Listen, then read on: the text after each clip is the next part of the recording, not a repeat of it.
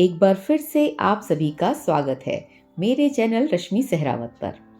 यदि आप भी उन लोगों में से हैं जो ये समझते हैं कि दुनिया में किसी के साथ भी कुछ भी होता रहे, हमें कोई फर्क नहीं पड़ता, हम तो अपने घर में सुरक्षित हैं, अपनी दुनिया में मस्त हैं, तो ये कहानी शायद आपको कुछ सोचने पर मजबूर कर देगी।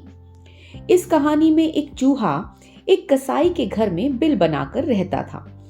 एक दिन चूहे ने देखा कि वो कसाई और उसकी पत्नी एक बैग में से कुछ निकाल रहे हैं। चूहे ने सोचा कि शायद कुछ खाने का सामान है। उत्सुकतावश देखने पर उसने पाया कि वो एक चूहेदानी है जो उसे ही फंसाने के लिए लाई गई थी। अब चूहा खतरे को भांपकर घर के पीछे वाले हिस्से में जाकर अपने पड़ोसी कबूतर भाई को ये बात बताता है कि घर में चूहेदानी आ गई है, सावधान हो जाओ। पर कबूतर ने चूहे का मजाक उड़ाते हुए कहा कि मुझे क्या, मुझे कौन सा उसमें फंसना है, तुम्हारी प्रॉब्लम तुम ही जानो।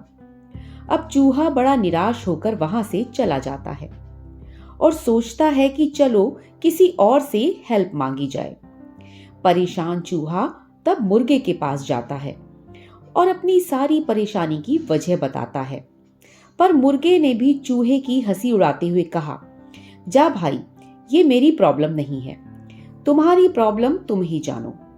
हताश चूहा अब बाड़े में जाकर ये बात बकरे को बताता है, पर समस्या सुनकर बकरा तो हंसते हंसते लोटपोट हो गया और चूहे की समस्या को टालते हुए कहने लगा कि इसमें मैं क्या कर सकता हूं, अब मैं तो उस चूहेदानी में फिट नहीं बैठूंगा। चूहा हर तरफ से निराश हो गया। वो बैठा बैठा सोच ही रहा था कि अचानक उसी रात चूहेदानी में एक खटाक की आवाज हुई, जिसमें एक जहरीला सांप फंस गया था। अंधेरे में उसकी पूंछ को चूहा समझकर उस कसाई की पत्नी ने उसे निकालना चाहा और सांप ने उसे डस लिया।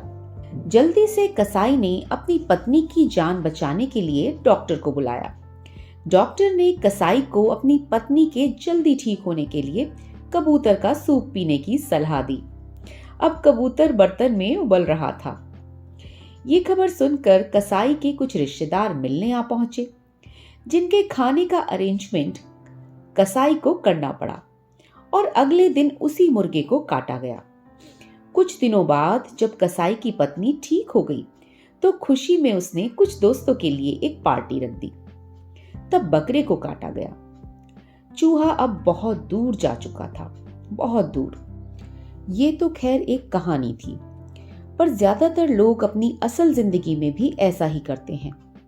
कभी कभी हम इतने लापरवाह हो जाते हैं दूसरों के जीवन की समस्याओं को लेकर कि हमें उनका दुख और तकलीफ नजर ही नहीं आता। कई बार हमें वो बहुत छोटा नजर आता है, पर उनकी समस्या उनके लिए काफी बड़ी होती है। और कई लोग तो अपनी समस्या को पूरी तरह से बता भी नहीं पाते, उससे कई गुना ज्यादा दुख वो झेल रहे होते हैं और हमें इसका एहसास उन्हें खो देने के बाद होता है।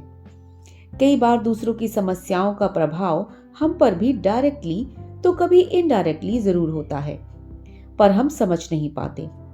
तो अगली बार जब आपको कोई अपनी समस्या बताने आए और आपको लगे कि ये मेरी समस्या नहीं है, तो रुकिए और जरा दोबारा सोचिए। उन्हें इग्नोर करने के बजाय समझने की कोशिश करें, क्योंकि हो सकता है कि अगला नंबर आपका ही हो। हमेशा याद रखिए, अगर समाज का कोई एक अंग, एक तबका या कोई एक नागरिक खतरे में है, तो पूरा देश खतरे में है। वीडियो अच्छी लगी हो तो अपने विचार कमेंट्स में जरूर लिखें। मिलते हैं अगली वीडियो में ऐसी ही किसी और कहानी में। तब तक के लिए अपने साथ साथ दूसरों का भी ख्याल रखिए और रहिए हमेशा खुश। नमस्कार।